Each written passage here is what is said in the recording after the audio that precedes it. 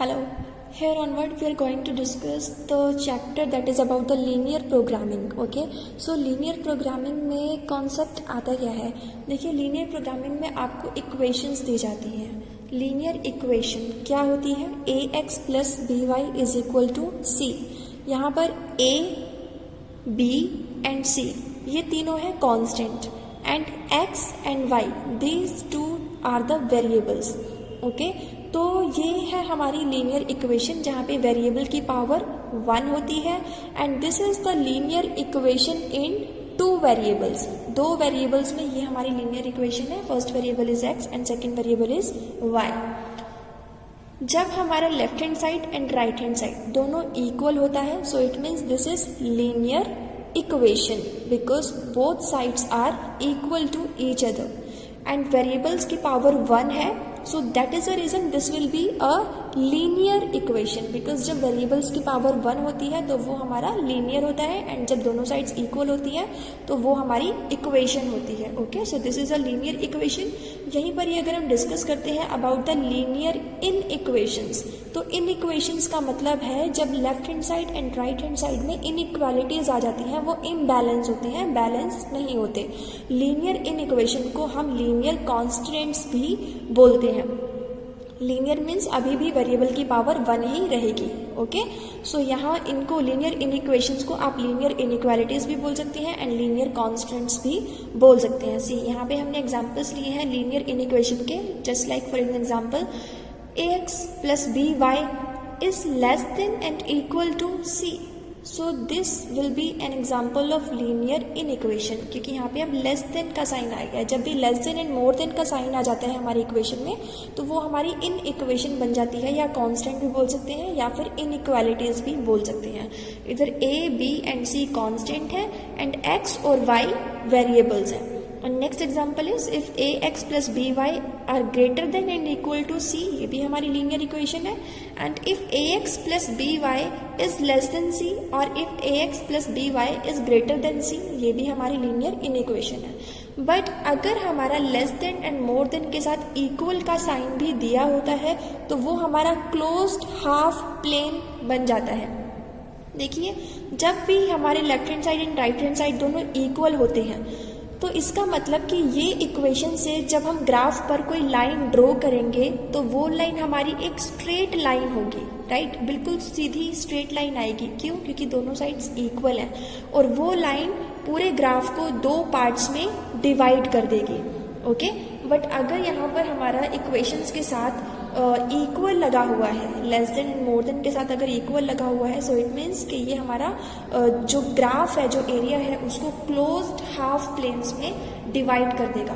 But अगर equal नहीं लगा हुआ इक्वेशन के साथ तो ये हमारे ग्राफ को दो हाफ प्लेन्स में डिवाइड करेगा जिसे हम ओपन हाफ प्लेन बोलेंगे बिकॉज इसके साथ इक्वल नहीं है. वन मोर थिंग जो आपने ध्यान देनी है दैट इज कि क्लोज्ड हाफ प्लेन में जब आप ग्राफ पर लाइन ड्रॉ करेंगे एक्स एंड वाई वेरिएबल इस इक्वेशन की तो लाइन हमारी बोल्ड लाइन होगी, डार्क बोल्ड लाइन. ठीक है बिकॉज इक्वेशन में हमारा इक्वल है इसलिए. सो क्लोज्ड हाफ प्लेन में डिवाइड करने के लिए आप बोल्ड लाइन ड्रॉ करेंगे, डार्क बोल्ड लाइन. बट अगर हमारे इक्वेशंस में इक्वल नहीं लिखा हुआ है तो आप डॉटेड लाइन ड्रॉ करेंगे, डॉटेड डॉट्स में. ठीक है मीन्स क्लोज्ड हाफ प्लेन में हमारी लाइन जो है वो बिल्कुल डार्क लाइन होगी जैसे कि ये एक्स एंड वाई प्लेन्स हैं. Okay this is x axis and this is y axis तो बिल्कुल डार्क बोल्ड लाइन आपने क्लोज्ड हाफ प्लेन के लिए ड्रॉ करनी है. बट अगर ओपन हाफ प्लेन है इक्वेशंस में अगर इक्वल का सिंबल नहीं है तो आप ग्राफ में डॉटेड लाइन ड्रॉ करते हैं डॉट्स में. ठीक है क्योंकि वो हमारा ओपन हाफ प्लेन है इसलिए एरिया जो है दो हाफ प्लेन्स में डिवाइड हो रहा है that will be open half.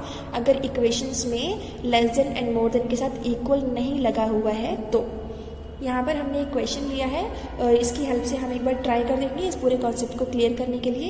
Here is draw the graph of following in equation. इस इन इक्वेशन का ग्राफ हमने ड्रॉ करना है. देखिए लेस देन लगा हुआ है एंड इक्वल है so this is a linear equation क्योंकि वेरिएबल की पावर 1 है and this is the linear equation in two variables क्योंकि यहाँ पर हमारे दो वेरिएबल्स है एक्स एंड वाई.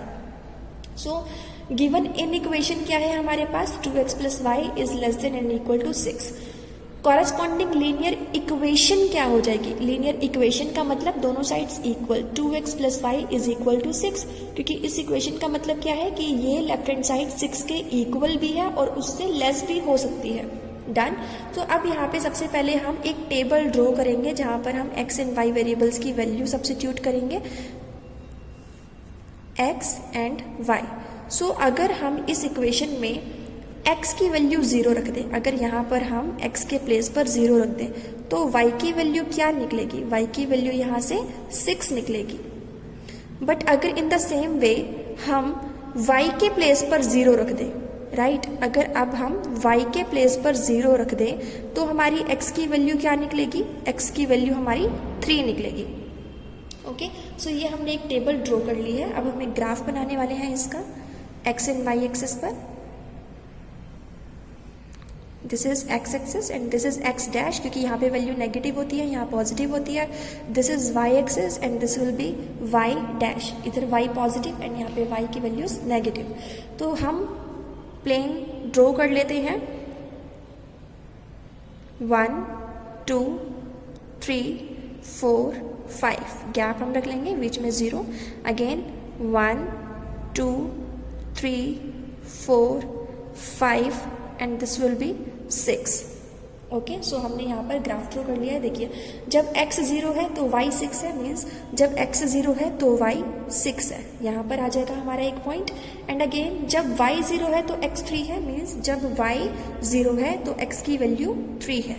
ओके, सो यहाँ पर इनइक्वालिटीज जो थी, जो हमारी इन इक्वेशन है उसमें इक्वल लगा हुआ है, मीन्स ये हमें क्लोज्ड हाफ प्लेन देगा, मीन्स हमने लाइन बोल्ड में ड्रॉ करनी है। सो हम दोनों पॉइंट्स को आपस में मर्ज कर देते हैं। सो हमें ये इनइक्वालिटी की इक्वेशन लाइन मिल जाती है। इसके ऊपर हम यहाँ पर लिख देंगे 2x + y <= 6। हमने इधर लिख दिया। अब हमने करना क्या है, यहाँ पर हम एरिया देखेंगे कि हमारा एरिया कौन सा आएगा, यानी कि सेट ऑफ सॉल्यूशन किस एरिया में लाई करेगा, हमारा सॉल्यूशन किस एरिया में लाई करेगा, वहाँ पर हमने ग्राफ ड्रॉ करना है। तो जिस एरिया में हमारा सॉल्यूशन लाई करेगा वहाँ पर अब हम शेड करेंगे। और शेडिंग करनी कैसे है? सी, इक्वेशन है हमारी 2x + y <= 6। अगर हम x के प्लेस पर भी 0 रख दें और y के प्लेस पर भी 0 रख दें तो क्या ये हमारा ट्रू होता है या फॉल्स होता है? अगर हम x के प्लेस पर भी 0 रख दें और y के प्लेस पर भी 0 रख दें, इक्वल हटा देते हैं, राइट। एक बार इसको चेक वेरीफाई करने के लिए इक्वल हटा देते हैं।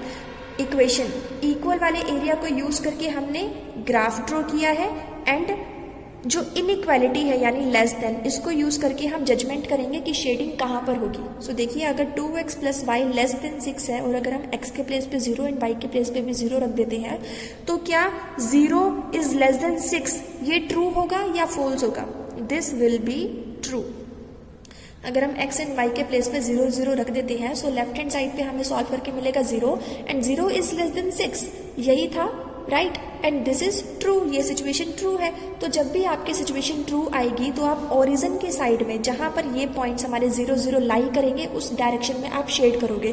तो 0 0 पॉइंट हमारा यहाँ लाई करेगा, इसका मतलब इस इक्वेशन की शेडिंग हम डाउन साइड करेंगे, डाउनवर्ड। ओके, तो यहाँ पर ये एरिया हमारा हो जाएगा सेट ऑफ सॉल्यूशंस। ऐसे हमने शेडिंग करनी होती है। अगर मान लीजिए ये फॉल्स आता, ठीक है, अगर ये फॉल्स आता, फॉर एग्जाम्पल यहाँ लिखा होता -6, राइट, और तो फिर ये फॉल्स हो जाता हमारा, तो उस सिचुएशन में हम इसके ऑपोजिट डायरेक्शन में शेडिंग करेंगे। सो इस तरीके से आपने इसे इक्वेशंस में जजमेंट करना होता है कि हमारा सॉल्यूशन कहाँ लाई करेगा और कहाँ पे हमने शेडिंग करना है। So this was all for today from my side. Thank you.